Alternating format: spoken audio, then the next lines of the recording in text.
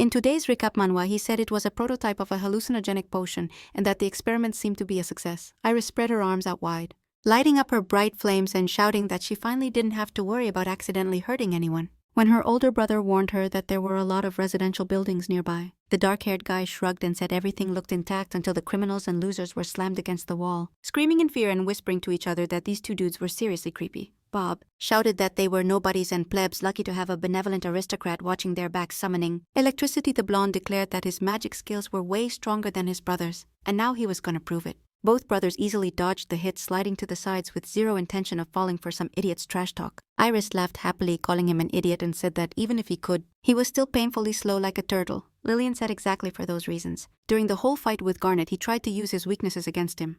Bob shouted hysterically, telling him to shut up and asking why plebs like them thought they had the right to talk to him like that. Randomly and rapidly shooting his energy in all directions, the blonde guy yelled he would never lose to them. Iris clicked her tongue, rubbed her chin with her fingers, and casually noted that this dude was starting to seriously annoy her. Stretching her hands forward and delivering a solid blast of her flame to attack the dark-haired guy, added that he was pretty damn tired of this. Whining, Bob screamed in pain and literally flew to the side when the full force of Iris's hellfire slammed down on him, landing on hands and knees. After the flames died down, the blonde guy cleared his throat to get rid of the soot and black smoke hanging around him. He was shocked by everything going down, realizing there were no limits to these two brothers and they could do whatever they wanted. Bob got up and ran forward, screaming and thinking he needed to get out of here ASAP, because these dumb brothers were totally crazy. The blonde almost made it to the door when Lillian's black whip stopped him. Not even letting him move, she wrapped him up tight and easily immobilized him, which made the bulky Bob shout nervously and wave his short arms in frustration.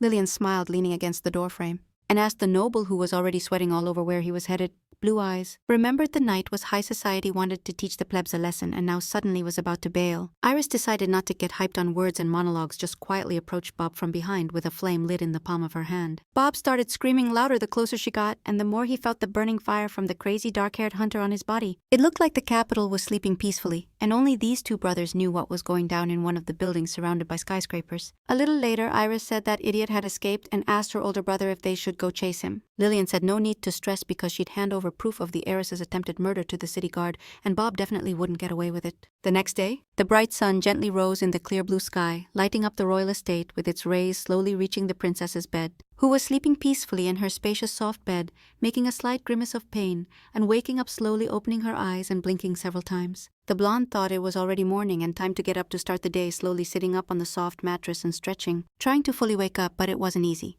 Garnet muttered that yesterday had been a hectic day, and she still felt tired even after her long nap. The girl thought she heard breathing, and felt some movement next to her, so she abruptly pulled the blanket off the bed. Underneath it, lying on her pillow, was Iris, sleeping peacefully, quietly snoring and showing nothing embarrassing in her position. The blonde looked at the hunter in shock and kept waiting for him to wake up, but contrary to her thoughts and expectations, he just turned to his side, unable to hold back his extreme embarrassment. Garnet blushed hard, wondering to herself or maybe to him what the hell was going on here. Hearing his loud shout, the dark-haired guy growled, annoyed in his sleep, then got up, sat on the bed and stretched, yawning while rubbing his sleepy eyes with his fingers, yawning over and over. The young man, in a hoarse tone, asked why she decided to make so much noise early in the morning. Red as a ripe tomato, Garnet covered herself with a blanket, told him to stay still, then angrily asked what he was doing here. The dark-haired man grumbled, unsatisfied, saying it was only 7 a.m. The heiress shouted and asked again what the guy had forgotten in Iris's bed. She didn't seem to see any problem with what was happening and rubbed her eyes again, also remembering why she suddenly decided to sleep here. She explained that yesterday she was super tired and apparently got confused by the dark hallways and rooms, and ended up here by mistake because of exhaustion. The young man just lay down on the bed and fell asleep almost immediately as soon as his head hit the pillow, not caring about anything else but sleep. Turning face down and yawning, Iris hugged the white pillow tight and muttered, unsatisfied, that she wanted to sleep a little longer. Tossing and turning once again in the heiress's comfy bed, the dark-haired man finally turned to hug her, stroking the top of her blonde head. Lillian suddenly entered the princess's bedroom and said she thought her brother, who wasn't in his room that night, would definitely be here, gently touching her cheek. The blue-eyed man said that to barge into a woman's room in the middle of the night, even without permission, you gotta be scared. The blonde girl stood up and looked at her newly formed big brother with disgust, thinking he had just barged in without permission. Garnet blushed with embarrassment when she saw the thin straps of her nightgown slip off her shoulders and couldn't imagine how the girl might appear. She hurriedly fixed her dress, trying to look somewhat decent because unfortunately she wasn't alone in the room. Looking at her little brother still peacefully sleeping in the heir to the throne's bed, Lillian asked Garnet to forgive him for this. She explained that despite his behavior, Iris was just used to sleeping with her pillow or her own brother all her life. Approaching the dark-haired man, Lillian suggested it was probably because he once sold his favorite pillow, adding that her little brother had never acted so shamelessly before. The blue-eyed man suddenly yanked him out of someone else's bed hard, making him gasp. Iris somehow got up while Lillian explained that her brother just loved spending way too much time with her, which was why he got lost here and dozed off. The blonde, still sleepy and slightly annoyed, thought these two were invading her personal space way too easily. Pulling a folded paper from his pocket, the blue-eyed man said he originally came to show Garnet something. She listened with interest as Lillian said she found something very interesting on the maid's table this morning and thought maybe Garnet would want to check it out. Standing behind the heiress, the blue-eyed man straightened a newspaper page that was entirely dedicated to Lady North and the virtues she had achieved. The blonde blushed hard, stepping back while Lillian affectionately called her queen and assured her she was getting more and more popular. Iris seemed like she wanted to warn her big brother about something, and even woke up abruptly, but he couldn't do it out loud to avoid giving himself away. Garnet carefully scanned the newspaper text with her eyes, and Lillian stood beside her watching for any reaction. The girl read that Mr. Bob was arrested this morning and would soon appear in court, looking at the text with surprise while seeing the malicious smiles of the two brothers. It wasn't hard to guess that last night the two had done something very significant. At the same time, in the Western Kingdom's desert, the same interesting events took place that affected the story as a whole, the ruling family's chambers. They were decked out in rich burgundy tones, decorated with pricey chandeliers, canopies, and the finest quality fabrics. The girl sitting at her desk raised her hand and crushed a piece of paper that snapped shut under her fingers with a loud crunch. The Western Celestial Queen Datura, a young woman with purple ears and hair, wondered out loud what all this meant. She blushed with anger when she read that this small fry would become the next Northern Celestial ruler and declared this was straight-up disrespect. The girl stabbed her fork into the chocolate caramel cake, muttering that she herself was the daughter of the former Western Celestial King, and ascended the throne the same way, but Garnet had always been a dumbass compared to her, and now Datura couldn't figure out why all of a sudden. Everyone started hyping her out of nowhere, calling her a monster, and adding that she'd be better off keeping a low profile. The queen asked her companion if his opinion was right and if he felt the same, a young blonde dude with dark skin and violet eyes. Besides being short, he had the interesting and unusual name Nelum. Datura flopped face down on the couch and kicked her legs, then rested her chin on her hands, singing that Garnet was just a nobody. Pulling a sharp blade from its sheath, the blonde man asked calmly if it was true he had to deal with all this. Smiling, the girl said the guy was sharp, then placed her palm on her chest, wondering if Nelum would do this for her when the lady said she knew about her extraordinary skills. The young man nodded obediently and grabbed the door handle, ready to hit the road. Rubbing his chin, Datura was left alone and muttered with a smile that this guy is insanely hardworking and therefore should keep Garnet in check. In the Northern Kingdom's territory, the day was already turning to night, delighting the people once again with the beautiful show of a pleasant pink sunset. Working with the king, Lillian brought him another box he needed, and the man looked up and thanked his new son for the help. The ruler chuckled lightly when the blue-eyed guy objected that no thanks were needed because it was the least he could do. Watching this from behind the slightly open door of the room, Garnet frowned a bit and thought the kid was getting used to mansion life way too fast. Lillian seemed like the perfect son, and an ideal person in general because he managed to grow in every part of his life and help others. All the servants, ministers, and deputies were just crazy about how hardworking and honest this young guy seemed. North thought with a little jealousy that Lillian had become the local favorite. Way too fast, even though this role was supposed to be hers later. Walking back to her quarters, the girl ran into Iris in the spacious hallway, although she didn't even think this meeting was possible. After slightly opening her already wide eyes, the blonde woman stopped with clear interest and asked where she was going at this hour. The dark-haired girl lifted the hem of her blue jacket a bit, showing a sheath on her belt, and an obviously very dangerous sword hidden inside it, saying she was going on a night patrol. She added that monster orders don't fulfill themselves, and even though she lost the tournament, she still had work to do. Looking at her excitedly and wondering where the girl might spend the night, Garnet exhaled loudly and asked Iris to be careful, blushing a bit at her concern and trying to fake that her heart wasn't pounding faster in her chest. The hunter nodded and announced she was leaving. Later, the girl finally got to her bedroom, which as nights went by felt more comfortable and cozy for hanging out. Raising her hands, happily surrounded by snacks, the blonde girl thought she could finally enjoy the simple joys of life. She flopped onto the bed, thinking that Lillian and Iris were no longer threats to her, and that everything, including her rep, was slowly getting better. Her gaze got caught on the darkness, and that everything, including her reputation, was slowly improving. Her gaze got caught in the darkness. Not hiding behind the panoramic window overlooking the capital at dusk, the girl immediately thought clearly that she heard some kind of creak and noise coming from the yard or the enclosed terrace.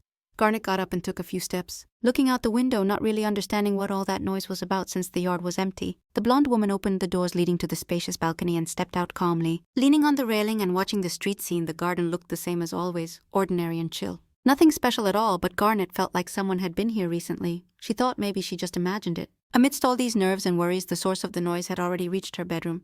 Nelum, dressed in a long black cloak, easily hiding his master's appearance from prying eyes, pressed a dagger to the heiress's throat. The blonde froze when she felt the cold steel almost saying goodbye to life as she thought about what was coming next. When the man, clearly up to no good, asked if she was Mrs. North, the princess quietly asked what he wanted. Nelum still held the dagger in his hand, now glowing with a strange purple light, saying he'd been assigned this task. The girl turned a bit, simply unable to understand who wanted her dead, and not by their own hands but with the help of a hired assassin. The blonde said he personally felt no hatred toward the heir to the Northern Territory throne. But an order is an order.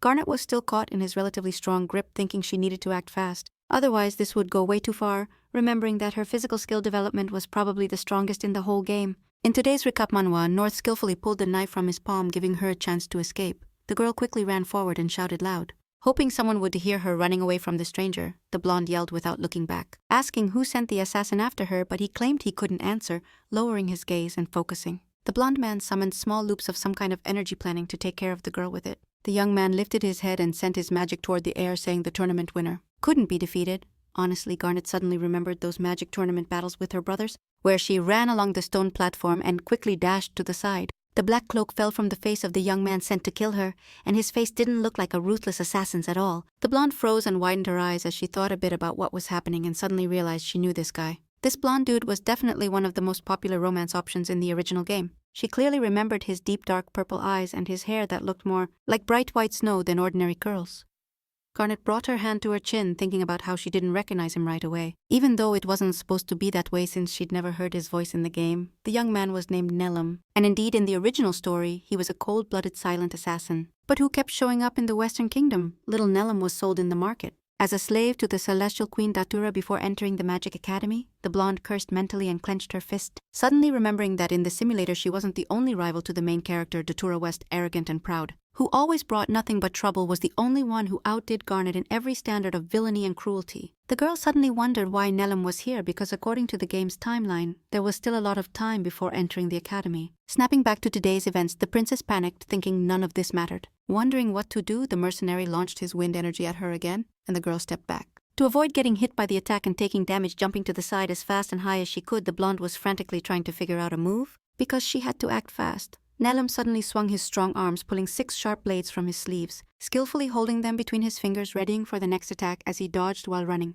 moving forward on the dark carpet, threatening her with sharp swords and no intention of stopping. After her lover's order, the blonde quickly thought and finally realized that just like in the magic tournament, she could use her physical strength. Nelum already threw the knives forward with force, trying to face the target the Celestial Queen had set for her as fast as possible. Garnet grabbed the dark carpet the young man was running on tightly with her palms and exhaled loudly to carry out her plan. She shouted that she wouldn't let anything happen to him, and suddenly pulled the carpet from under his feet, using all her physical strength to ask for help. Nelum croaked silently in surprise and fell backward along with his numerous swords that scattered in different directions. The heir to the throne looked at the confused expression on the young man's face with a smile, who clearly didn't expect such an attack, and ran forward. Now the whole princess's room seemed to be in ruins, clearly showing that an incomprehensible and unplanned battle was going down here. Taking advantage of Garnet's blonde position, she hit him in the stomach with all her strength. With a clenched fist aiming to completely disarm him, Nelum hit his head on the ground when he fell and groaned loudly in pain because he didn't have time to close up and block the girl's hit. When the mercenary lost consciousness, the blonde woman started breathing heavily, catching her breath, and lowered her head, slowly coming back to her senses. Looking at his peaceful face, the girl immediately got shocked, thinking that clearly she couldn't have done this and that she had gone way too far. Clenching her fists, she thought in panic that she might seriously hurt this young guy who didn't even have time to touch her, not knowing what to do now. The next day, the sun was already shining bright over the royal estate, where very interesting and unusual events had taken place just yesterday. Nelum blinked slowly and realized he was not only alive, but also lying in a very soft place that was comfier than his own bed. Surprised, he slowly touched his forehead, feeling it with his fingers, and realized that under his blonde hair there was a white bandage. The mercenary sat up in bed and turned around, surprised to realize he was still in the girl's room, who had chased him that night. Garnet was sleeping peacefully on the couch with her head resting on a white bandage, while the first aid kit was next to her, and this couldn't help but surprise the young man. He realized that after the crushing hit from the seemingly fragile girl, he had passed out so hard he slept till morning. Nelum stood up and thought with surprise that he didn't understand a thing because it wasn't clear how the princess could sleep peacefully in the same room as the assassin, mentally emphasizing that the blonde, among other things, also healed the wounds he got when he tried to attack her. Hearing the whisper of her steps, Garnet woke up and got off the couch, noticing the young man already awake in front of her. She sat down and said thank God he was okay, and thought about how she almost killed him with one precise hit and how dangerous Nelum was. He wondered why she didn't just get rid of him, and then asked if the heiress had any specific purpose, since they left him alive. Garnet said that if someone died in her room it would be impossible to sleep peacefully, and then suggested he could just leave. Actually, the girl knew the young man was never a bad person, but Datura made him an assassin. And according to the game's events, he should still be a slave. Shaking her head a bit, Nelim said he couldn't just abandon this place, because he was forced to follow the order his lover gave him, pretending to think and make a simple guess. The girl asked if her lady Datura wasn't. From the expression on the guy's face, who wasn't dumb enough to lie, Garnet realized this fact was the same as in the game, meaning she was right. Rubbing her face with her hands, the princess didn't understand why they'd send him as an assassin, which means she nailed it. Rubbing her face with her hands, the princess didn't get why they'd sent her an assassin. If originally the lover of Nelim's target was only the main character, they met in person. Just once at the meeting of the 4 heavenly kings, since both were direct heirs to the throne of different territories. Garnet realized she was busy senselessly flirting with everyone, which is why she didn't communicate with Datura. And that wasn't surprising. After joining the academy, Datura set her sights on the female lead, and Nelim's story kicked off when he was ordered to commit a murder. Light magic was super rare, and its manifestation in a lesser demon made the girl's classmates bully her, pushing it way too far, but Nelim was deeply moved by the main character's good heart, so according to the original plot, he betrayed his lover thanks to the main character's guardian, the Eastern Celestial King. The young man escaped his lover's grim fate and stayed with the main character. Their love was pure and innocent. After beating the final boss together, the young couple got married and Nelim became the next ruler. The blonde girl thought the young man showed up in the game way too early, and on top of that he didn't attack the main character but went after her instead. Garnet was dead set on not falling to fate and dying at the final boss's hands, so she decided to do everything possible to flip the story. The girl totally understood that to do this, among other things, she had to save Nelim from the terrible future waiting for him. North confidently declared she had an offer for him and opened the dresser, pulling out a thick sealed envelope. The blonde froze, staring in shock at the lover's moves and listening to the interesting words she spoke with smooth delivery, showing him a fat stack of bills tied tight with a rubber band. Garnet asked why he hadn't accepted it instead of her money, thinking this girl was the future queen of the North. Nelim asked if she really wanted to pay. The young man's dark violet eyes lit up when he asked the heir if she wanted him to get to work and kill her employer. Garnet explained that was his salary enough to buy whatever he wanted because she wanted to hire him as her butler. The shocked blonde guy's dark violet eyes went wide and his jaw dropped, hearing this, repeating everything in an echo. The dude was just a slave bought by his lover and barely had the right to betray her, not even for the huge cash offered. When the girl kept persuading him with all the cool job details, Nelim said he couldn't just ditch his lover. The blonde remembered a possible slave contract in the game. To save Nelim, the main character just stole it. But now she had to think of something. Originally, to stop slaves from running away, magic was cast, forcing them to obey their master's orders to avoid pain. Garnet said in this case, they'd have to do things a bit differently, and she'd buy his slave contract from the Western Celestial King. The guy froze, still unable to believe someone cared so much about him without expecting anything back, and asked why she needed him. The princess said she didn't want to die and also wanted to hire him as her servant. Realizing Nelim would be a super useful ally, the young man saw that despite all the risks, he really wanted to break free from being a slave and stop doing all the dirty work on command. The blonde exhaled and said if the heir managed to settle his contract immediately, he'd swear loyalty, clenching his fists in a victorious gesture. Garnet thought with satisfaction this was a power move because in the game, Nelim's contract was with Datura's dad. Hearing her phone ring, the girl stepped away and grabbed it. She picked up and asked her dad what was up since he decided to call her. Discussing what happened with his heir, the Celestial King couldn't sit still in his office, so he preferred a normal convo over a phone call.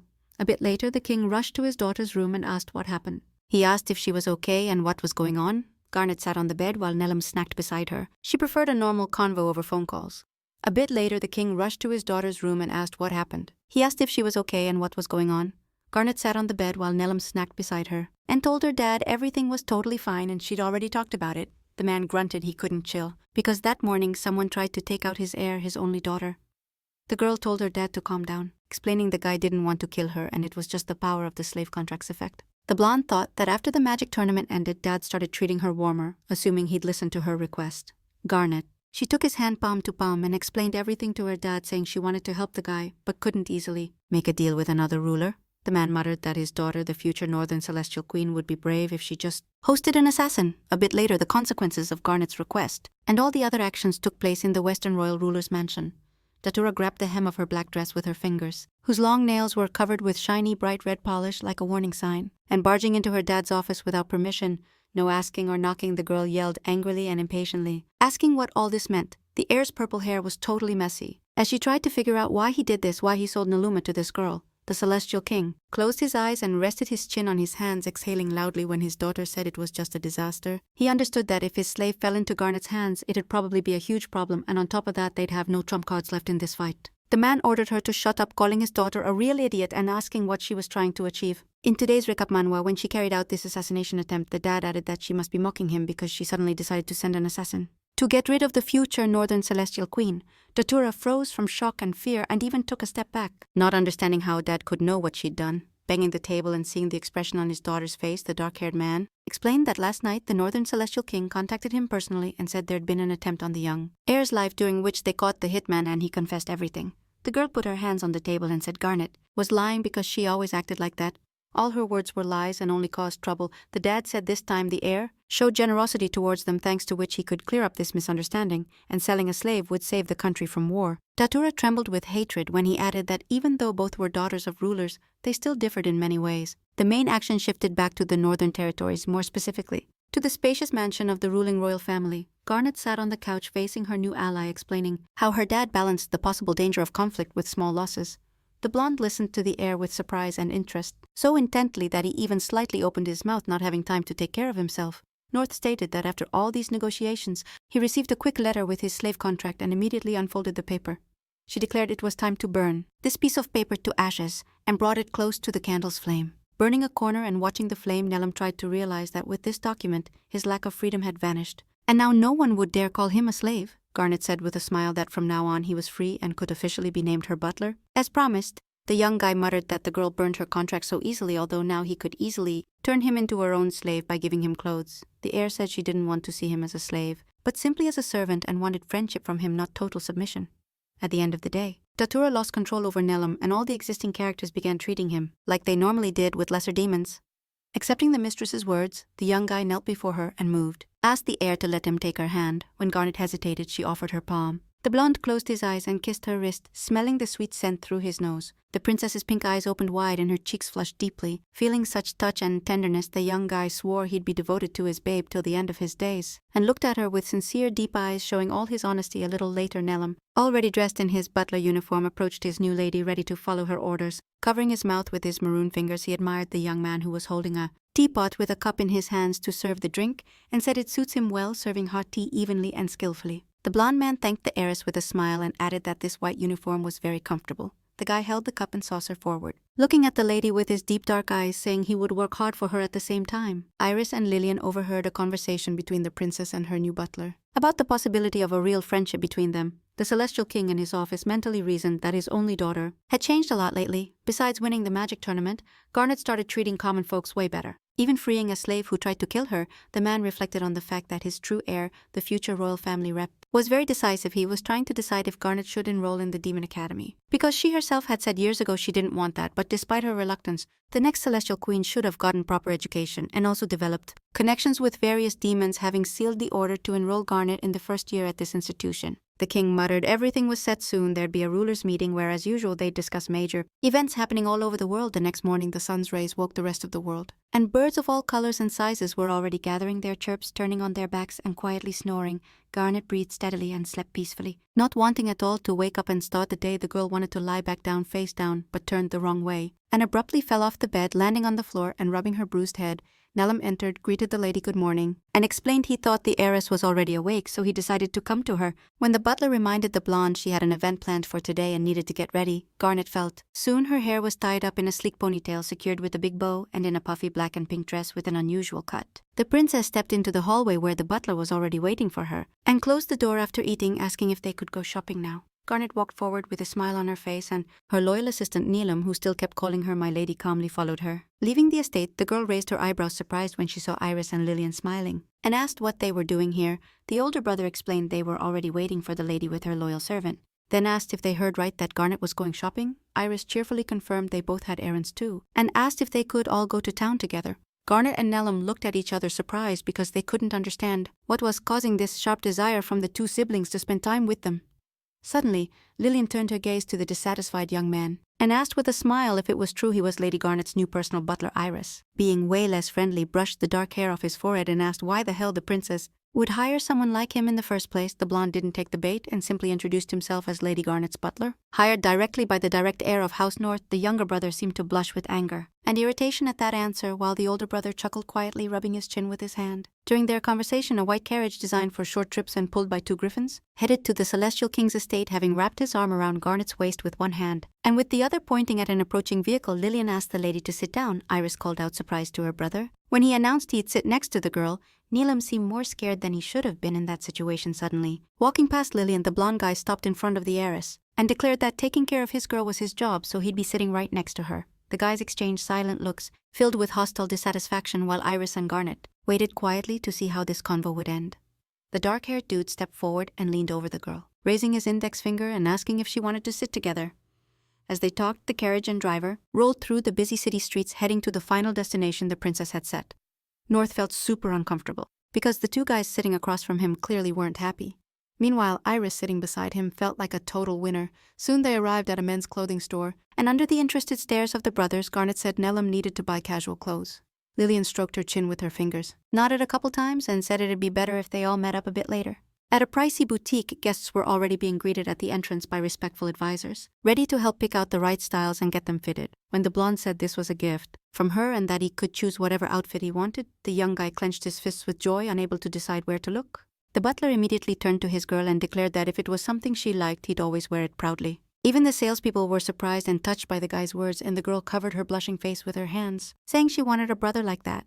They immediately got to work inviting the young man to try on several suitable outfits, switching easily and bringing new sizes. Dark Eyes thought this was the first time he could buy the clothes he wanted in a store himself, not just wear what was gifted to him. Pointing to a suit with a ridiculously high price tag, the princess asked if Neelam liked that style. He said it'd be too expensive, but the princess quickly assured him that her dad was giving him plenty of pocket money. When the blonde quietly said he really liked it, Garnet quickly said they'd buy it and then had to hit a couple more stores. Meanwhile, Lillian was spending her time a bit differently, also shopping, but not for clothes.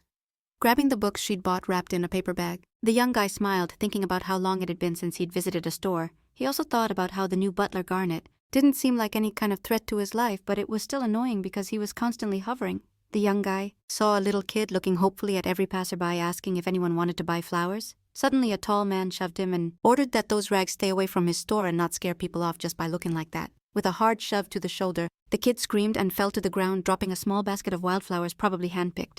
Lillian thought this kid was an orphan, and although recently, thanks to the master's reforms, the number of street kids had gone down, they hadn't disappeared. The guy sat next to the kid whose clothes were dirty from the fall and kindly asked if he was badly hurt. Picking up one of the white flowers from the ground, the blonde murmured that he'd been through a lot, and after saying that, declared he'd buy all the flowers the kid had. The kid gasped and asked the gentleman if that was true, while placing several bills with multiple digits into his small palms. The blonde suggested the kid probably chose to sell flowers here because he thought it could be super profitable. He blushed hard, realizing his simple plan had been exposed, and felt embarrassed, even shy, wondering if it was that obvious, shifting from foot to foot. The kid explained he hoped the jewelry store visitors would pity him enough to buy the flowers. Lillian. The boy explained he hoped the jewelry store visitors would feel sorry for him so he could sell the flowers. Lillian showed respect for the fact the boy did everything on his own and then handed him a paper, telling him if he wanted to work he could apply at this address. She did it because she often thought about 10 years ago and truly wished someone would help him and his brother. Then she and Iris, little girls, tried to make money any way they could, even if it wasn't the most honest, smearing themselves with fake blood. Lillian, disguised as a wounded girl, lay down on the cold ground in front of a popular and fancy jewelry store when the man asked if she was okay. The boy thought the rich dude bit the bait and now he could pity him and get some cash out of him. She sat on one knee in front of him and said the plan was to use juice and paint his blood, but somehow it wasn't enough, and the kid was shocked. The man smiled and said it was a pretty bold act, because few people would dare pull such a stunt in front of adults. Addressing the second kid, the aristocrat called him out, told him someone could fall asleep on the street, and suggested they were both orphans. The brothers froze in surprise, because they didn't expect that reaction after their scam, and the man suddenly promised he'd take care of them. That's how the Heavenly King took in the two brothers, gave them shelter and food, let them grow and develop and not just beg on the streets. Lillian snapped back to the present, mumbling that she'd been way too caught up in her thoughts because now it was time to get back to her meeting with Lady Garnet. Meanwhile, Iris was just walking the city streets, wandering through various alleys and sometimes retracing the same path. Honestly, she only came here because she was scared to leave Garnet. Alone with her new butler, and the young guy hated shopping. The dark-haired dude thought bored that he needed to find a weapon shop so he wouldn't be so bored while everyone else was busy with their own stuff. Suddenly he heard a noise. People started running and screaming, and some shouted that a huge demon beast had shown up in the city, a magical creature with sharp fangs and glowing red eyes full of rage. In today's recap manhwa, long horns and strong muscles. It was already charging forward. The man who had fallen trying to escape screamed in horror and reached out, yelling desperately at the monster to stop and not come closer. Iris cursed and pulled her hands out of her pockets, thinking her wish had come true, and now having mercy definitely wouldn't be boring. She coldly blocked the man's path, telling him not to worry and declaring that an attack like this would be met head-on even by a creature that big. The monster roared loudly, feeling the hellish heat of the flame being thrown at it. But as the attack from an experienced hunter intensified, the monster's roar turned into a desperate scream. When it dropped dead on the stone street floor, the rescued man jumped up and tearfully thanked Mr. Iris for saving him. The dark-haired man said that next time there was an attack like this, he might not be around, so he needed to learn to defend himself. Passing through a familiar forgotten alley. Long ago, Iris involuntarily remembered how the current king taught him and his older brother. While learning to hunt small creatures, he cried like a little kid, quietly whining and wiping tears with his palms. The man asked why the boy didn't try to attack, and then asked if he'd just let a bigger monster attack and eat him. The ruler gave instructions that one must always be able to defend themselves because otherwise the beast won't back off, and won't even let you escape. Lillian rolled up her sleeves and told her little brother not to worry about it, because she'd definitely have his back. But Iris saw the bruises on his brother's arms, and thought that because of his weakness, Lillian often suffered way more than he should before starting training with His Majesty. The boy always hid behind his older brother, without whose support he definitely wouldn't have survived. Now Iris thought each of these streets held and brought back memories of that past life, but then she decided she should head back happy with her many purchases. Garnet walked forward and said everything they bought would be delivered during the day, and the young man wondered if there was too much of everything. The blonde smiled, realizing he didn't get this girl's good deeds at all, but he was super grateful for everything Nelim did, and he couldn't help but flash back to what went down back in his hometown. It felt like forever ago, even though it was only 3 years then he went solo against 2 opponents, who threw everything they had to win but barely pulled it off. Everyone was low-key amazed that this kid was straight up invincible and strong enough to go toe-to-toe with adults. Suddenly a loud crackling fire broke out in the village, neighbors screaming, a similar noise and the clang of knights' metal armor because of political games. Their village got attacked in a conquest where soldiers claimed they were doing a so-called purge. Nilam was tied up back-to-back with other kidnapped kids while the knights laughed, talking about selling them as slaves. That's how a super young kid ended up chained and caged in a slave market where his life was sold for coins. When the lords asked how much this kid was worth, the seller solemnly announced this kid was from a missing assassin family lineage. Dathra smiled and said she finally found exactly what she'd been needing for a long time, and told the seller she was buying the dark-haired kid, saying from now on he's her toy, gotta obey without questions. Every order, no right to betray her, even forcing Nelim to give her a massage. The princess smiled and declared that the handsome, skilled butler was just a blessing from above. She basically treated the kid like her personal toy, ordering him to even feed her with a spoon, loving it, pulling him out of his thoughts. Garnet asked if there was anything else he wanted to buy before leaving. The blonde added that if he suddenly liked something, he could easily buy it now and shouldn't be shy about saying so. Nelim said instead of buying anything else, he wanted the lady to sit with him in the carriage. When they got back to the estate, the princess blushed a bit and asked if he really wanted that, and the butler cracked the carriage door open a little, letting Garnet in first. Once they were seated in the carriage, the siblings came over with their stuff to head back to the estate. And froze in surprise, Iris glared at the new butler with anger and irritation, growling mentally in rage, wondering how this brat could take her spot. Lillian laughed and said with a smile that to not give up even after failing, you gotta have mad confidence in yourself. Nelim stayed quiet, just smiled politely at the knights and himself, thinking silently he wouldn't hand over his babe to any damn upstart. When all the kids finally got in the carriage, there was tension between Iris and her rival, like lightning was about to strike. Garnet looked at each of them confused, not getting what happened or why everyone suddenly went silent so abruptly. Soon the girl was yelling in her dad's office, asking why he wanted to do this and why he even approved her admission to Demon Academy. The king said he understood her feelings, but as a future ruler she needed an education. Plus, to make useful connections. Garnet grabbed her head and didn't argue anymore, but thought to herself she just wanted to live in peace. But that wasn't the case in the academy. In her own dorm room, the blonde girl angrily pounded her fists on the bed and shouted like a kid that she'd accept anything but not the admission. She added that her dad had everything set up, even got her a special uniform, and she wouldn't even be allowed to skip class. Because it was a boarding school, Nilam assured the lady he'd definitely go with her, and if anyone dared to mess with her, the servant would rush to handle them. The blonde sat on the bed, thinking she'd have to stay chill and not draw too much attention since her dad's decision wouldn't change. She shouldn't have paid attention to the main character and his love interest,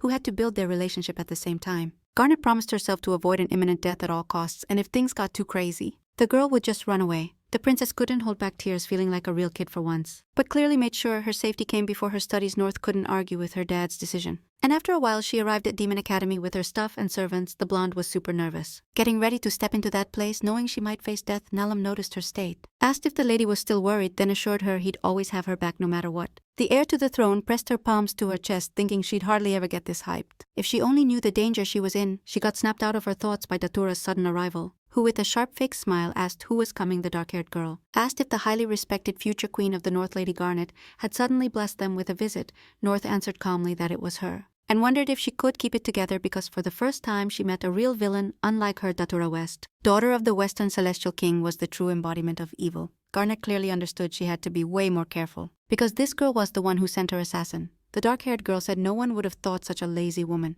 could get into the Demon Academy. Nelim froze and widened his eyes when the lover's interlocutor asked what kind of trick he had to pull to catch and tame him. Unable to take it, Garnet shouted that even if she ignored the rude behavior of sending a serial killer, she wasn't going to put up with it anymore. Clenched her fist, not getting why Datura needed to set up the assassination attempt when the girl didn't have time to do anything bad. The dark-haired woman kept saying that it originally belonged only to her, then asked how much money it would take to get her slave back. Garnet shook her head, looking at the girl confused and wondering mentally if she even knew what she was talking about. Nelim's life was saved thanks to the deal between the Northern and Western Celestial Kings, and Datura definitely couldn't break it. The blonde said the young man wasn't a slave, but her personal butler, and he had no right to decide over his life. The yellow eyes of her interlocutor seemed to light up with fire when the princess added she had simply burned the slave contract. Garnet admitted this move was super risky, so it'd be way better if everyone around her accepted it and let Nelim go. Datura thought with serious irritation how the dumb villain in the novel could be so chill and reasonable. The black-haired girl bit her thumbnail, thinking mentally she was reborn in this game. With full knowledge of the plot, Nelim declared he wouldn't go back to the Western Kingdom because now he faithfully served Lady Garnet as her personal butler. Yellow eyes shouted angrily that he simply didn't dare talk to her like that, declaring she'd never forgive him. Iris and Lillian, who had also arrived at the academy and were already used to it, froze mid-walk when they heard a loud female fight. The blonde guy slightly opened his mouth when Datura yelled at her former slave, asking how he could become an errand boy. Iris frowned when she heard people overestimate Garnet's skills and abilities way too much, and that she was actually just a liar. Nelim and his current lover froze with sad looks on their faces when the girl yelling declared North was simply fooling everyone. The future Celestial Queen of the North jumped up and asked why she was saying those things about her, like she was sure about them even though they hadn't even talked before. Lillian agreed it was totally wrong to say those things. Iris asked if she was sure that after those insults, her dad would be happy. The dark-haired girl froze when she heard these two handsome bros suddenly for some reason start defending the girl playing the villain. The Demon Academy courtyard might have seemed peaceful and calm if it weren't for the loud, annoyed voices of the new students. Datura is sure she sees some of the main love interests of the main character in front of her, but in the original game they never protected Garnet. Clenched her fists and teeth, thinking North should just be dust under her feet and shouldn't be allowed to take control. Nelim hugged her current lover around the waist, nodding toward the academy's main building, reminding her it was time to bounce. And she agreed. Lillian, being the only one in the whole group who was a sophomore, said she'd already confirmed her transfer to the upper class and that she'd hurry them up. Datura trembled with rage and fury, filling her, realizing she didn't want to let them go just like that after this pointless convo. Suddenly, I raised my hand majestically in a stop gesture. The dark-haired woman declared she wasn't done yet and demanded to come back. Iris, annoyed, told her to shut up and added that if she was late for old Lantana's speech, he simply wouldn't show any mercy. Garnet thought her dad must have been glowing with joy this morning, precisely because he joined the parent committee and they'd see each other. Datura yelled furiously that Iris didn't dare talk to her like that, much less openly threaten the heiress. The dark-haired girl was sure those differences with the game probably happened exactly because of North, who always minded her own business. Reaching them, she yelled that even though Garnet was a low-tier villain and a glitch anyway, she ruined all their plans and overall none of this could happen. The girl stopped, gasping in surprise and thinking about how Datura could use the phrases from the original game to describe her. The blonde wondered if she meant a glitch in the video game and spun around sharply, suggesting her rival might have also been reborn. After a moment, Garnet decided West's ignorance about her similar fate would actually work in her favor and that it was better not to reveal herself just yet. Datura's game version was really cruel, but she never. In today's recap manhwa, she acted like that when she sent an assassin for a real crime. At the same time, the dark-haired woman shouted again, ordering them to stand up. And through the metal bars, she hit the enemy with her energy. Datura's yellow eyes burned with hatred and the urge to mess with the other while yelling that now that damn glitch couldn't ignore her. Garnet noticed just in time the strange gray liquid rapidly closing in and ran forward, because she didn't know how much she could take. Nelim caught his lover pressing her against him by the shoulders, yelled that she needed to be careful, and then turned her to the side, helping her dodge. It seemed the dark-haired woman was just mad as hell, glaring at her rival and growling threateningly that she'd take her out herself. It turned out she wasn't trying to throw water on North. That strange liquid was the melted metal bars from the fence. The demons passing by during a normal walk stopped, surprised to see a female fight nearby, and definitely didn't expect to see something like this. The young redhead, dressed way flashier and shinier than the others, despite wearing the same uniform, lifted his head after those words. A young guy in a white robe, with soft green hair and gills, murmured with interest that someone really wanted to stand out on the first day of class. Several girls among the lower demons also witnessed what happened, whispering that all this was just terrible and super unpleasant. Garnet, who had just narrowly escaped Datura's attack, panicked and thought her magic was way stronger and that she'd barely have time to do anything. The dark-haired woman shouted loudly that she'd do whatever she wanted, even if the whole Aran tried to save her, and raised her hand again. But contrary to all expectations, the magical energy release clashed with Iris's equally strong flame, who wasn't about to miss this attack. North was worried about the siblings and called them by name, but Lillian rushed to calm her down, explaining that if West didn't get it, they'd explain it another way. Datura clenched her fists, scratching her skin with her nails out of uncontrollable rage, asking how they dared act like that. Garnet and Nellum turned around when an imposing male voice demanded silence, and then the dark red-haired young guy declared they had no right to pull that kind of crap in Demon Academy. But at the same time, cold-blooded as he was, the one who stepped up was the son of the Demon King himself. And his name was Aster-san. The blonde knew him as the strongest character in the game and one of the main love interests. Suddenly, even though they were engaged, Aster aimed his magic skills at the girl, and she froze, trapped under branches of flowering plants. The demons, watching all this from the side, suddenly heard the crunch of metal behind them and turned around, not really understanding what caused it. The protagonist was right under the swinging metal structure, and barely had time to dodge because she was frozen by a sticky fear. Garnet realized she couldn't just stand by and watch, so she quickly ran forward and called on her physical strength, smashing the heavy structure with all her might, which immediately collapsed, unable to withstand such crushing damage. The young demons of all kinds, watching this, stared in shock at the show put on by a fragile girl. She looked at the unknown blonde with all the gratitude in her soul and then asked for the name of her savior. A weird dude in a white robe with gills was mentally shook that the mediocre northern queen suddenly decided to save someone's life. Astri also looked at Garnet with interest because the rumors about her were all over the place, and muttered that she was a very interesting girl. The gathered students shouted, competing with each other, trying to figure out what the hell was going on here, and why the stranger suddenly decided to destroy the pillar. The blonde thought she'd already drawn way too much attention to herself. Even though she planned to live her years at the academy quietly, the rescued girl was the green-eyed protagonist named Rose, whose hair was the poetic soft pink. When she asked the stranger's name again, Garnet was stunned by surprise, because she didn't expect their meeting to happen so fast and under these circumstances. Rose asked if something was wrong, and the princess decided there was nothing to be done and introduced herself to her new acquaintance by full name. Hearing this, Astrid rubbed her chin thoughtfully with her hand and recalled how much the Prime Minister once praised this girl in a conversation. The redhead approached the future Northern Queen, greeted her with a smile, and apologized for his girlfriend's disrespectful behavior. Lying on a stretcher, Datura, still recovering from almost being strangled by her boyfriend's green bindings, she heard she'd be punished. Unable to handle the emotion of talking to the demon ruler's son, Garnet stammered and said she'd be very grateful. Astra was one of the original simulator's love interests, and also the Demon King's only son, destined to follow in his father's footsteps. The young man's main magic was plants, but his huge power made it possible to easily defeat the final boss, and his relationship repeated the scene with Rose. Touching the girl's chin with his fingers, the redhead said she wasn't as simple as she wanted to seem, and that he was curious about what she'd do next. The people of Astra took Datura to the medical wing, and he turned around, leaving a final comment that they'd meet again anyway. All this unusual knowledge and awkward conversations were observed from the side by a young guy with light green hair.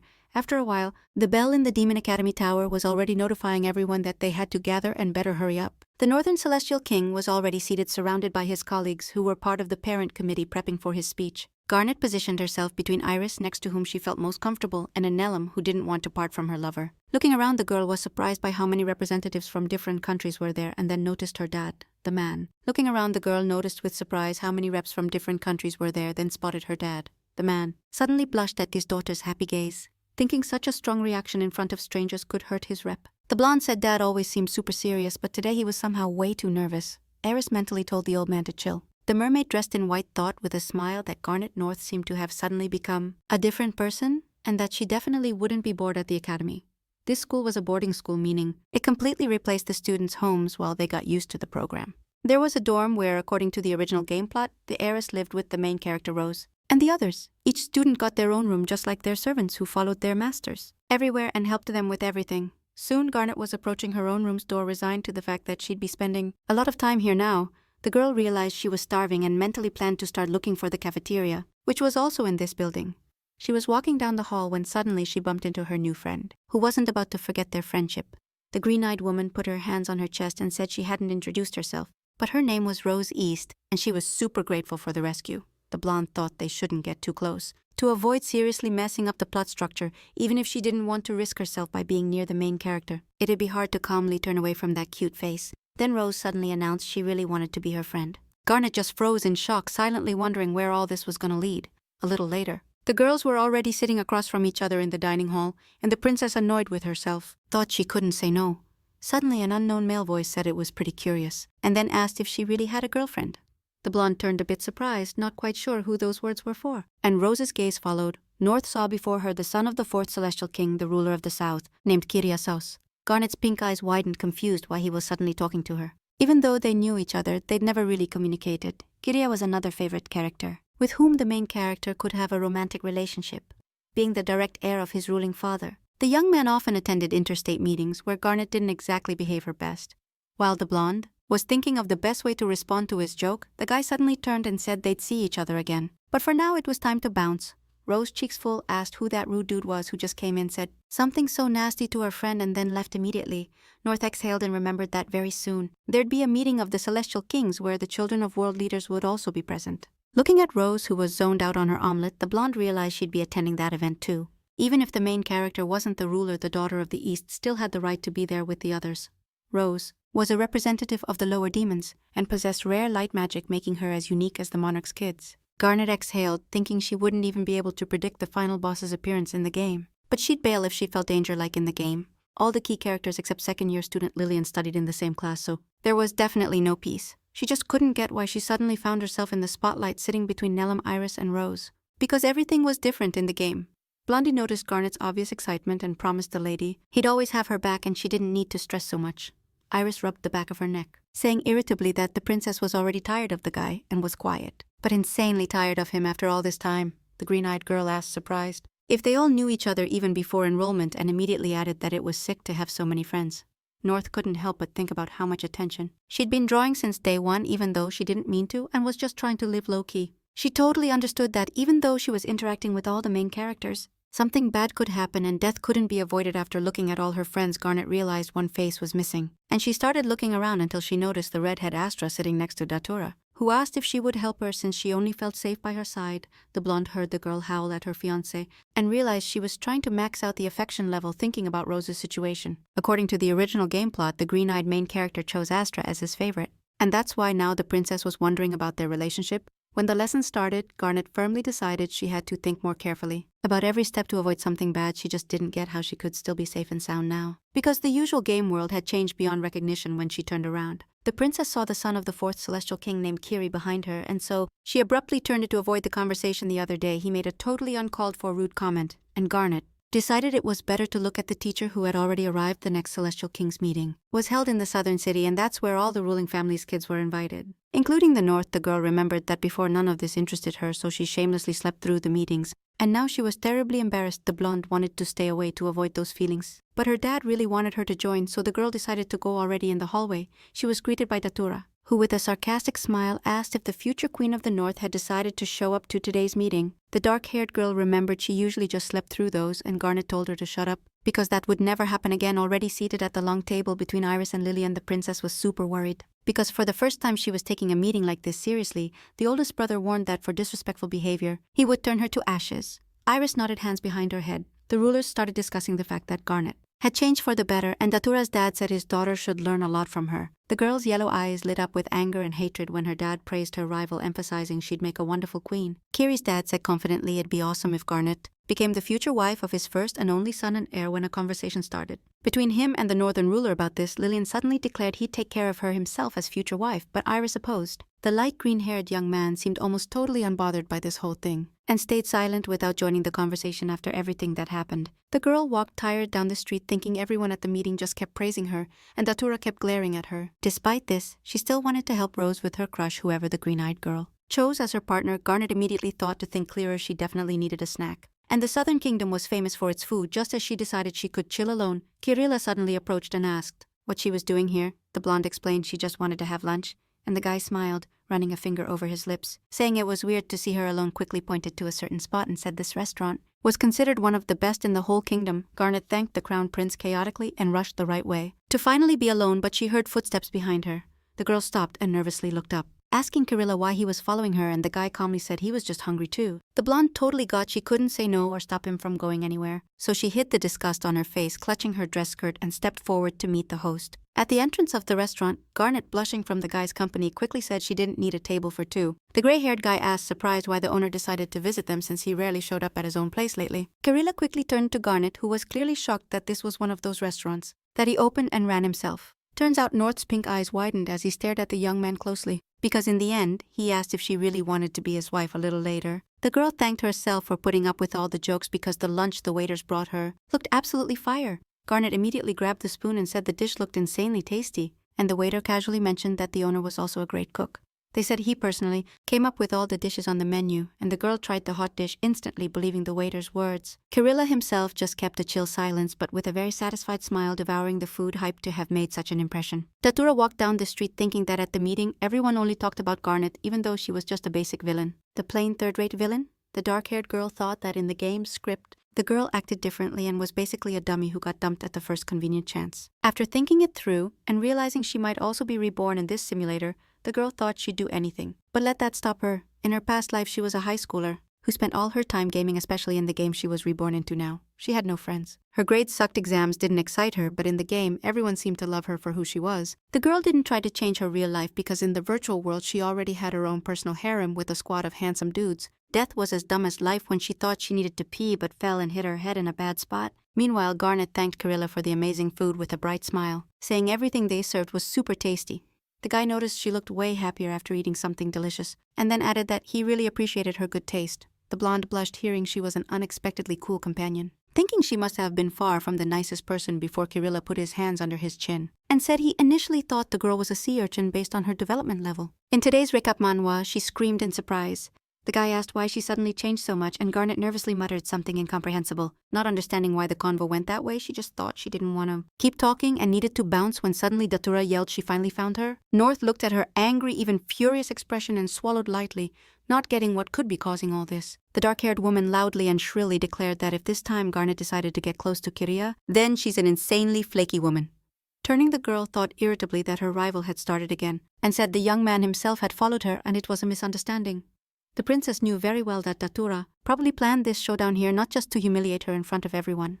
Yellow Eyes said she noticed some major differences compared to the original game's plot, which led her to the main point and asked if she really wasn't real. The blonde swallowed nervously and looked up, realizing her rival had guessed about her otherworldly origin. She didn't want to argue about this in front of everyone, plus Kirilla was nearby, who obviously would also deserve an explanation after such a weird convo. Going back to dumb Garnet, she said she didn't get what they were talking about and added that West usually talks about weird stuff lately. North spread his arms, asking why. Datura suddenly decided to talk to her since they'd never communicated before that moment. Yellow Eyes. The girl's eyes narrowed a bit, thinking her rival's reaction was super ambiguous and confusing. Still not getting why her actions were different from the game's storyline, she muttered that apparently she jumped to conclusions, thinking the obstacle had to be taken out no matter what Datura. Immediately, she flashed a predator's smile and said she'd been thinking about something during her free time. The blonde woman had no clue what to expect from this dude, so she just stared at her, waiting, not knowing how to defend herself when he openly declared that Garnet was messing with her and ordered her to back off. The princess dropped her jaw in shock. Datura smirked and said no one could escape her, and that in the end, she'd definitely take what's rightfully hers. The blonde was ready for anything except a full-on attack in broad daylight. Screaming in fear at her rival's power, she shut her eyes, thinking if she'd known about this, she would have taken Nellum with her because she couldn't handle that kind of magic power. Only now, Kirilla stretched out her hand, and her energy, no way weaker than Datura's, clashed with the substance and pushed it back, forcing it to freeze in place right in front of the girl, shielding her with her body and nudging her a bit behind her back with her hand. The young guy frowned and asked what she was doing. The dark-haired West shouted that in the demon world, magic skills are everything, and a weakling like that shouldn't be the next heavenly king. The guy said that was true, but added she should stop because he's not that soft with people who wreck his restaurant just to pick a fight, then glanced at Garnet and turned to her. Kirilla emphasized that, among other things had gotten way more interesting than before. Datura clenched her teeth when the young guy calmly said the Taos couldn't just ignore someone trying to hurt the customers at his restaurant. He crossed his arms over his chest and added they weren't in their desert land right now, so it'd be better for her to back off before she put herself at a disadvantage. Turning around, the dark-haired woman said she couldn't use her position to humiliate guests and let her go now, but next time she wouldn't back down. Blushing from fear and embarrassment after the intense fight, Garnet thought all this was way too unexpected, and West really seemed like she wanted to kill her later. The girl followed Kirilla and thanked her for saving her, and the young guy smiled, saying he never thought he'd hear something like that. Suddenly he asked what Datura meant by saying North wasn't real. The girl wondered silently why she had to ask that out loud, deciding once again to pretend she didn't know anything. The blonde said she herself had no clue what was discussed during today's skirmish. Kirilla's fingers suddenly touched Garnet's blonde strands, lifting a delicate lock right in front of her face so the girl could feel its warmth. Pressing his lips to her silky hair, the green-eyed guy asked her to consider this act as his personal thank you for today's lunch. The young guy smiled, seeing the bright blush on the girl's cheeks, and gave her gentle pats on the head like he would a mischievous kid after some time in the academy yard. Rosa hurried to class with her briefcase, thinking about how she wouldn't get scolded for being late, just focused on her own stuff. The girl didn't notice at all that someone else was coming around the corner where she was supposed to go, and they weren't in a rush. The green-eyed girl collided with the redhead as hard as she could, so hard both got hurt and fell to the ground. On opposite sides, one of them got up and sat on the stone floor, rubbing his knee with his palm, hissing softly and then muttering that it hurt a lot. Rose also sat down and sincerely apologized immediately, asking excitedly if the guy was okay and if he got hurt from the fall. The young guy's red hair definitely looked familiar because she'd witnessed many events involving him, so she asked if she remembered his name correctly.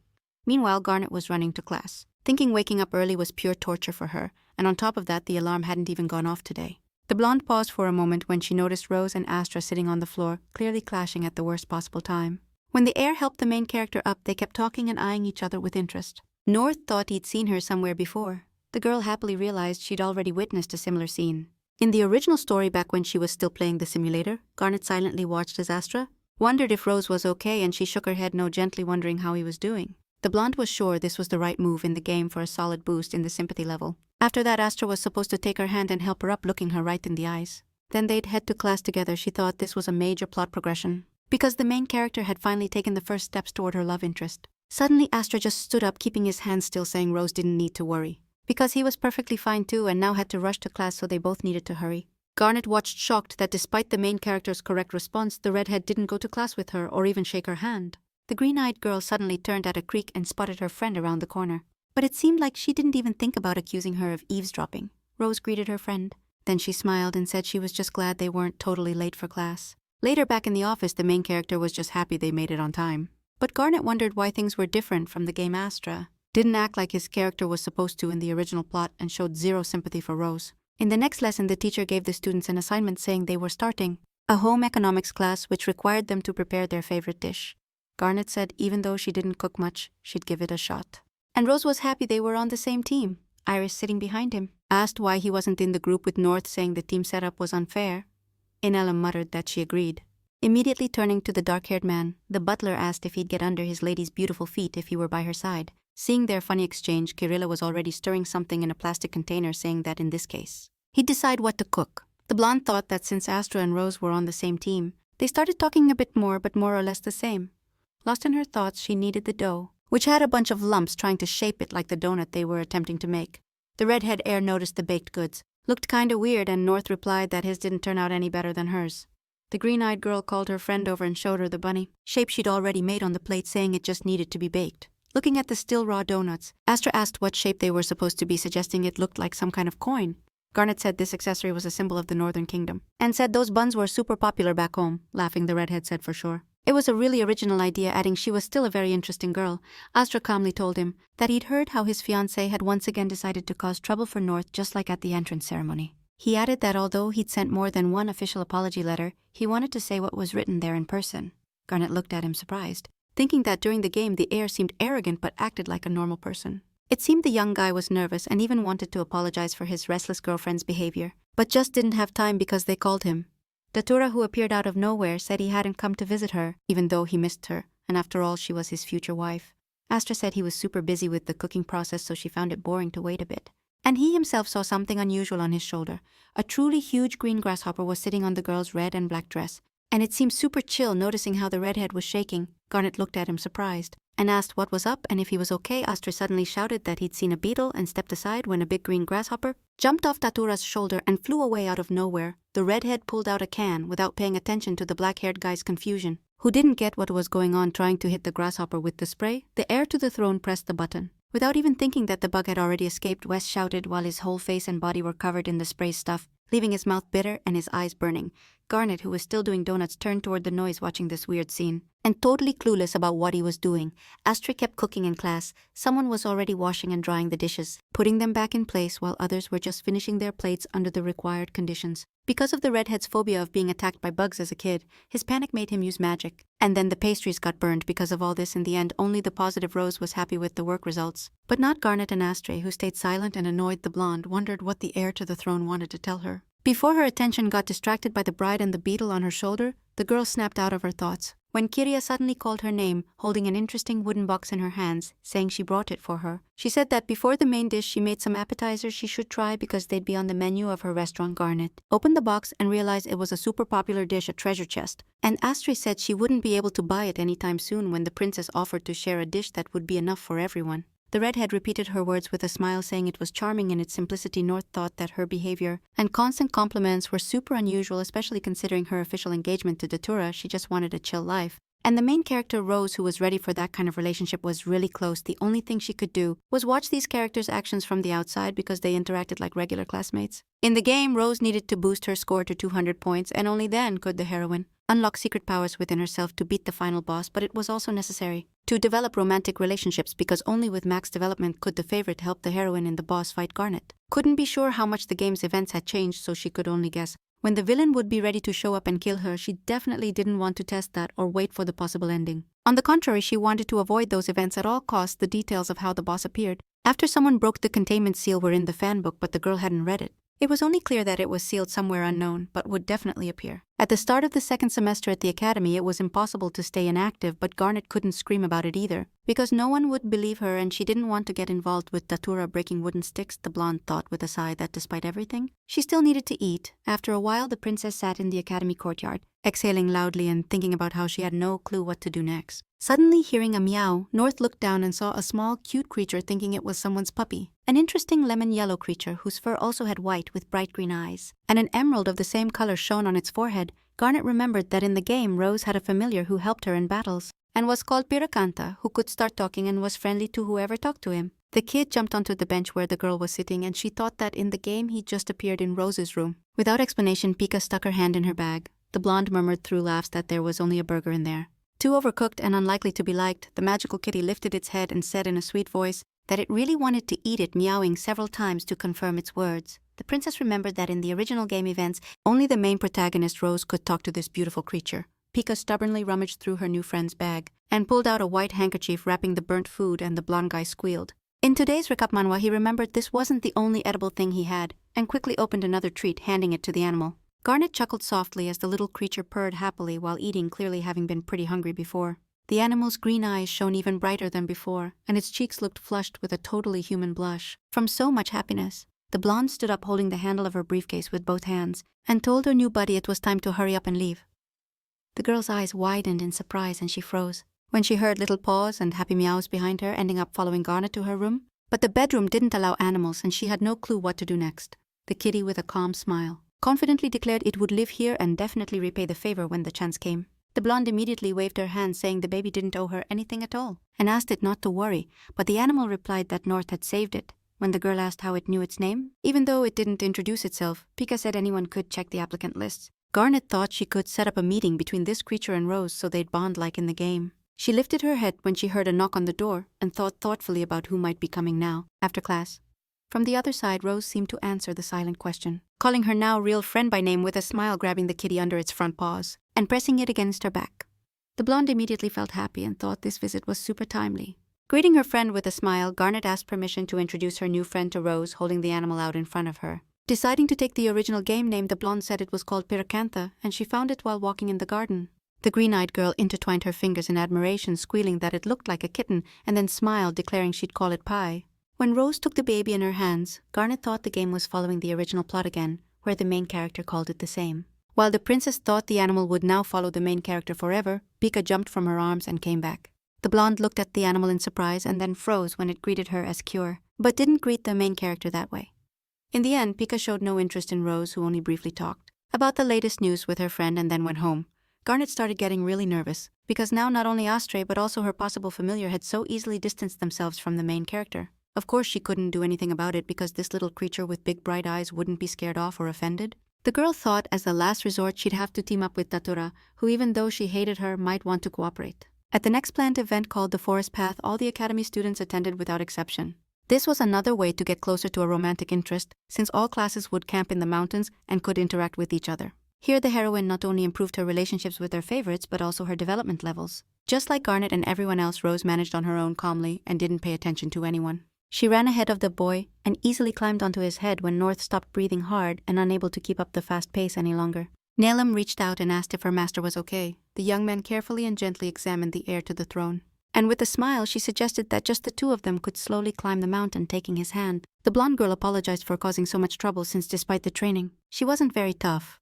The guy took the girl's other hand and said he was happy to be useful to the lady, and that he'd definitely make sure she didn't get tired, and they'd climb the mountain together. Iris suddenly called out to Nelim, irritated, saying he was always hanging around her feet, and that he was the one who could climb the mountain with Garnet because he was way tougher, clutching his chest. The blonde declared that his duty as a butler was to accompany his lady, so it was none of anyone else's business. To avoid more beef between the hot-headed youths, the girl let both of them tag along while they climbed the mountain. The rest of the students crowded around watching with envy and jealousy as the ruler's daughter got all that attention. By nightfall, all the students finally reached the desired mountain, on the other side of which were houses built, especially for hiking. Garnet flopped onto the soft couch holding Pig on her head and sighed with relief. Saying they'd finally made it, she settled in more comfortably and remembered that the romantic interests approach in this arc started with the main character's choice. Rose was just a low-level demon with weak skills and was bullied by jealous high-caste students. During this arc, the girl not only stayed alone amid all that anger and envy, but also became the target of attacks and jabs from them. One night, those same hooligans left her at the foot of the mountain, and the player had to pick their next move from a full list.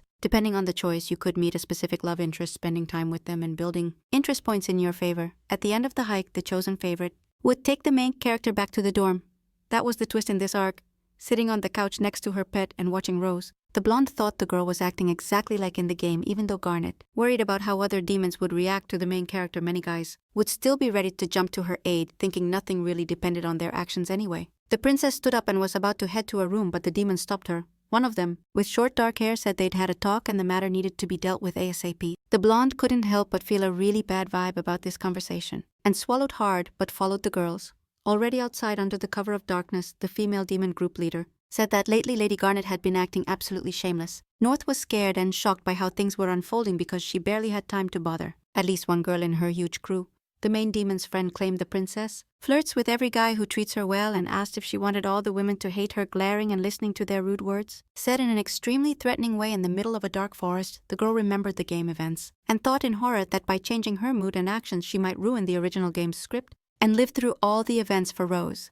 Another demon said the princess didn't know anything about magic, clarifying if she really liked to look helpless in front of men. The two girls wanted to jump Garnet from behind when the main girl said, annoyed that they'd teach her a lesson. Looking around, the blonde realized the strangers wanted to use magic against her and froze, trying to figure out what to do ASAP. Stopping in the dark forest among the trees, North took a deep breath, looked around, and with slight panic, thought about where she'd ended up. When faced with a group of evil maidens, the heir to the throne couldn't think of anything better than just running as far away from them as possible, looking at the bright stars. The girl thought she wasn't the main character, wondering mentally to herself or the universe why everything turned out this way now. Well, all these events didn't involve Rose, who was the main protagonist of the original simulator, and that seemed sus to Garnet. She thought there was no way she'd get to play as that girl from the game and just wait for some savior. So she needed to find a way home. But at the same time, loud footsteps echoed from the guy's dorm, making a ruckus. It sounded like a whole herd of elephants or moose. Iris asked if Garnet's bro had seen him, and Nelim said she saw him with a group of freshmen on the first floor. But she went somewhere with them and didn't come back.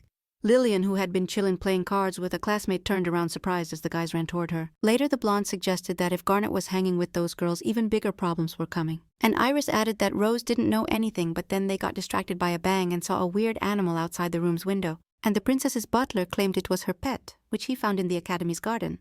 Lillian opened the panoramic window and stepped out onto the terrace, asking the little creature what happened and what it wanted to tell everyone. Lillian guessed the animal might know where Garnet was now, but it didn't even listen and quickly flew into the room, soaring over all the young people. Running in different directions around the room, it screamed desperately that the girl had disappeared. The guys couldn't make out a single word from the loud screech of the strange creature. They just watched and tried to come up with a plan. Meanwhile, Garnet decided walking through the dark forest was way more dangerous than waiting it out. So she sat on a big rock wondering about everything going down. The blonde thought she had way too many unanswered questions, and now the only thing left was to wait. That night, North's only option was to ask for help, but she didn't even count on anyone coming to find her in this wasteland. The girl tried to shout that word as loud as she could over and over, but it felt like something was blocking her from screaming that loud, and her throat was dry when after her shout, something moved in the bushes. Garnet thought excitedly that even though she wasn't the main protagonist, this option worked for her. Only now it wasn't a helper jumping out of the thick foliage, but a real wild beast. Ready to tear her apart, the blonde girl swallowed calmly and mentally said goodbye to life. Because she saw her reflection in the monster's glowing red eyes, the creature lunged forward with a roar, smashing its huge paws on the ground, and Garnet screamed and jumped onto the rock she was sitting under, running away from it. The girl thought she wasn't the main character of this story, and therefore didn't deserve a savior but a terrible monster. Meanwhile in Elum, said the lady was last seen around here. Iris pushed through the bushes, asking what she did to piss off the girls. The young ones intimidated them and the students immediately. In today's recap manhwa, she told where the princess was running, and the dark-haired girl muttered they were too soft. Lillian immediately called her younger brother, who didn't stay quiet and told her it would be